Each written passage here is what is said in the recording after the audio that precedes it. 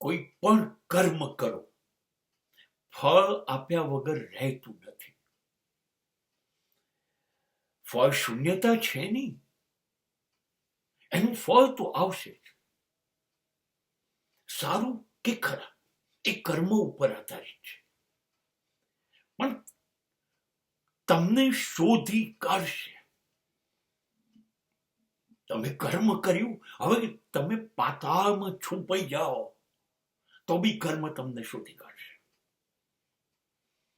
એ ભોગવવું જ પડશે અહીંયા જ.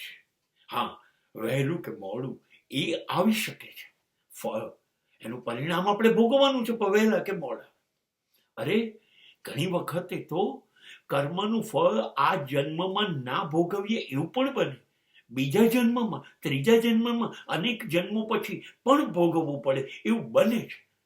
પણ કર્મ કર્યું એટલે ફળ નિશ્ચિત આવશે. સારાનું સારું, ખરાબનું ખરાબ.